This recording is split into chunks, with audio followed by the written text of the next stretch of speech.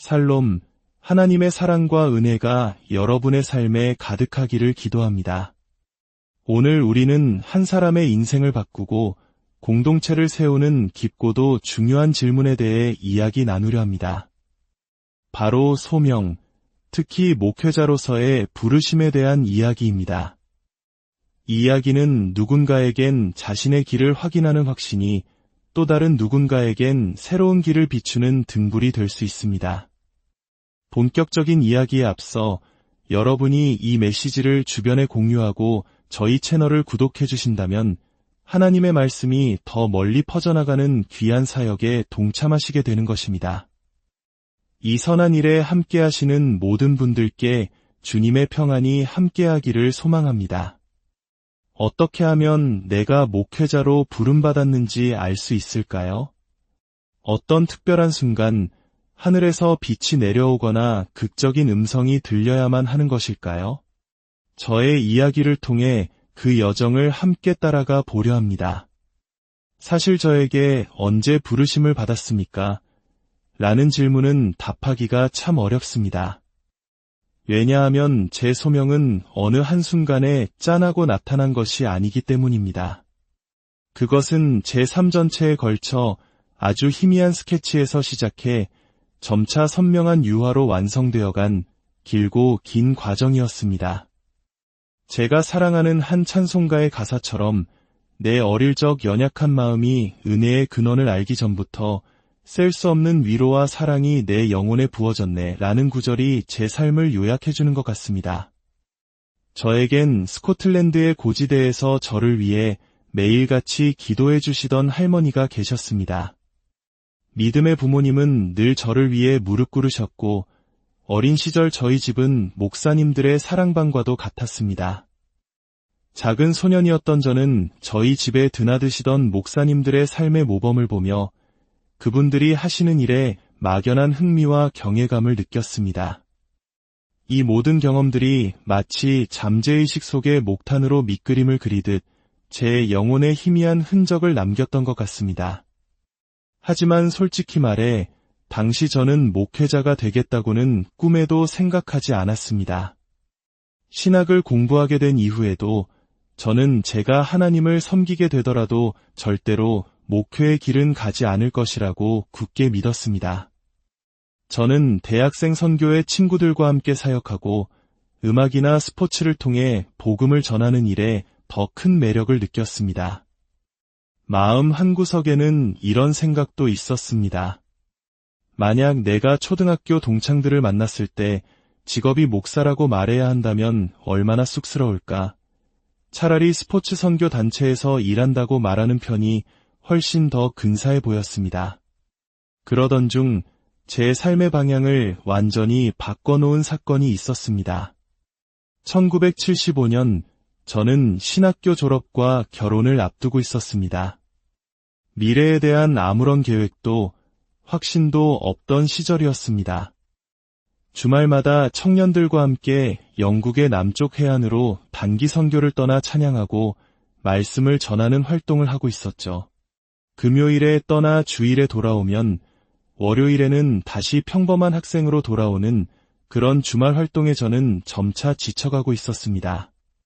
어느 날 점심 식사 자리에서 저는 듣는 사람이 누구든 상관없이 불평을 터뜨렸습니다.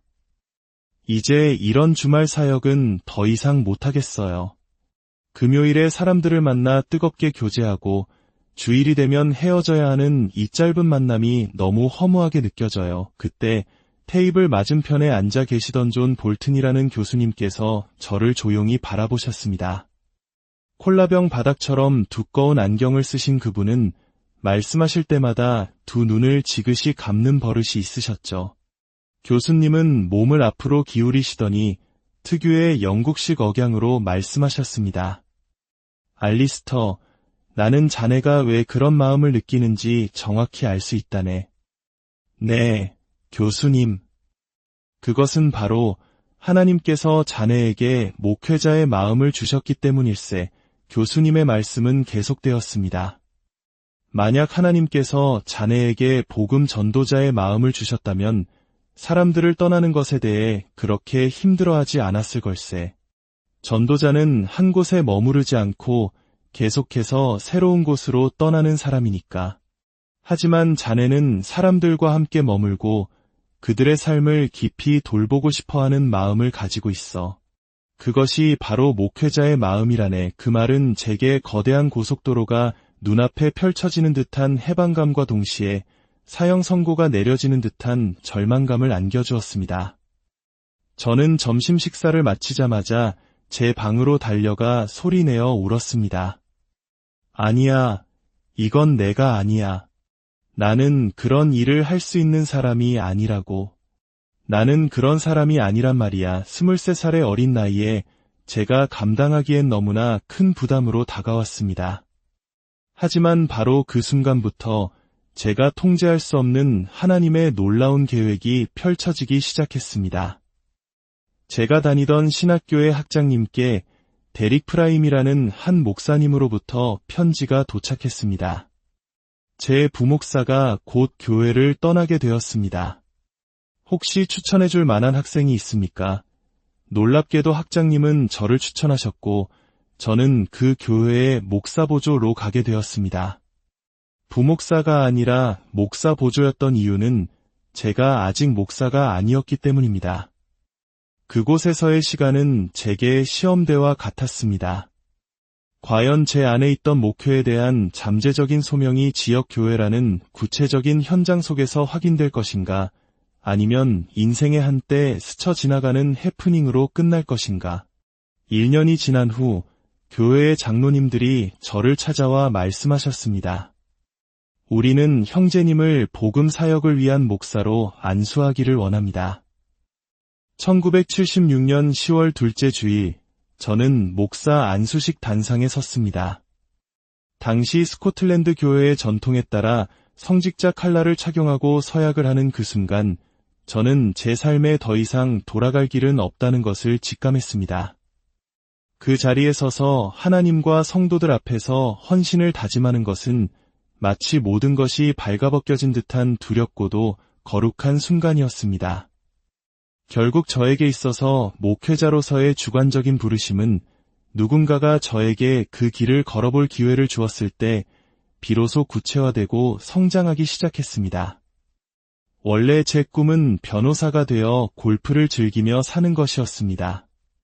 하지만 그 꿈은 하나님의 더 크신 계획 안에서 내려놓아졌고 저는 예수님을 따라야만 한다는 강한 확신을 갖게 되었습니다. 이처럼 소명은 혼자만의 생각이나 결심으로 완성되는 것이 아닙니다. 내면의 두려움과 망설임이 있을지라도 밖에서 나보다 더 성숙하고 신앙의 경험이 풍부한 공동체의 격려와 확인을 통해 구체화되는 것입니다. 복음과 교회에 대한 깊은 이해가 있는 신앙의 선배들은 결코 아무에게나, 특히 24살의 어린 청년에게 섣불리 안수하지 않습니다. 그들의 분별력과 확인의 과정이 있었기에 저의 소명은 더욱 단단해질 수 있었습니다. 이 과정은 마치 흥미나 열망으로 씨앗이 뿌려지지만 싹을 틔우고 열매를 맺기까지는 공동체의 확인이라는 햇살과 물이 필요한 것과 같습니다. 단순히 내가 목사가 되고 싶다는 생각만으로는 충분하지 않습니다. 위대한 설교가 스펄전 목사님은 이렇게 말했습니다. 만약 당신이 목회의 길을 걷지 않고도 살 수 있다면 그 길을 가지 마십시오. 이 말에 저는 깊이 공감합니다. 목회자를 끝까지 붙들어주는 유일한 힘은 자신이 이 사역을 위해 자원한 것이 아니라 징집되었다는 확신이기 때문입니다. 이는 자신의 의지에 반하여 억지로 끌려왔다는 뜻이 아닙니다. 나의 의지가 하나님의 더 크고 선하신 뜻 앞에 기꺼이 복종되었음을 의미합니다. 자원병이 아닌 징집병으로서 내 뜻이 아닌 하나님의 뜻에 의해 이 자리에 서 있다는 분명한 인식, 그것이 모든 어려움을 이겨내게 하는 원동력이 됩니다. 그렇다면 이 부르심을 확인하기 위해 우리는 어떤 외적인 증거들을 찾아야 할까요? 첫째는 태도입니다. 이사야서 66장 2절에서 하나님은 이렇게 말씀하십니다. 내가 돌보는 사람은 마음이 가난하고 심령에 통회하며 내 말을 듣고 떠는 자니라. 하나님께서 찾으시는 사람은 뛰어난 재능을 가진 사람이 아니라 겸손하고 회개하는 마음으로 하나님의 말씀 앞에 두려워 떠는 사람입니다. 성도들에게 궁극적으로 필요한 것은 목회자의 화려한 재능이 아니라 그의 경건함입니다. 하나님은 거룩한 삶을 축복하시기 때문입니다. 둘째는 은사를 살펴보아야 합니다. 스스로에게 질문해 보십시오. 나는 성경을 읽고 연구하는 것을 즐거워하는가? 내가 10살짜리 남자아이들 10명 앞에서 이야기를 했을 때 끝날 때까지 적어도 7명은 내 이야기에 귀를 기울였는가? 말씀을 가르치는 것에 대한 두려움과 동시에 그것을 잘 해내고 싶은 열망이 있는지 돌아보아야 합니다. 또한 사람들이 나의 가르침을 통해 무언가를 배웠습니다. 또는 은혜를 받았습니다라고 반응하는지 살펴보는 것도 중요합니다. 내가 전하는 메시지에 내용과 가치가 담겨 있어 사람들에게 선한 영향력을 미치고 있다는 작은 증거들을 찾아야 합니다. 마지막으로 가장 중요한 것은 사람들을 사랑하는 마음입니다. 목회의 본질은 결국 성경을 가르치고 사람들을 사랑하는 것이기 때문입니다. 만약 우리가 사람들을 사랑하지 않는다면 우리는 결코 목회 사역을 감당할 수 없습니다. 교회는 나와 완벽하게 맞는 사람들만 모인 곳이 아닙니다. 때로는 세상에서 가장 이상하고 이해하기 힘든 사람들이 모인 곳이 바로 교회입니다. 그리고 그 시작은 바로 나 자신입니다. 교회의 문을 연다는 것은 나와 잘 맞는 사람들뿐만 아니라 모든 사람을 환영한다는 의미입니다. 기차역이나 도서관처럼 교회는 다양한 사람들이 있는 그대로 찾아오는 곳입니다. 그 모든 사람들을 품고 사랑할 수 있는 마음, 그것이 바로 하나님께서 주시는 목회자의 마음입니다. 오늘 이야기를 듣고 계신 여러분, 혹시 여러분의 마음속에도 하나님께서 심어두신 소명의 씨앗이 있지는 않으신가요? 두려워하지 마십시오. 하나님께서는 여러분의 여정에 신실한 공동체와 믿음의 선배들을 예비해 두셨습니다. 그분들의 격려와 확인을 통해 여러분의 부르심은 더욱 선명해질 것입니다. 주님, 지금 이 순간 자신의 길을 고민하며 기도하는 모든 영혼들 위에 함께하여 주시옵소서. 당신의 뜻이 무엇인지 분별할 지혜를 주시고 그 길을 걸어갈 용기를 허락하여 주옵소서. 당신의 부르심에 순종하여 나아갈 때 당신의 영광을 위해 귀하게 쓰임받는 복된 인생이 되게 하여 주시옵소서. 예수님의 이름으로 기도합니다.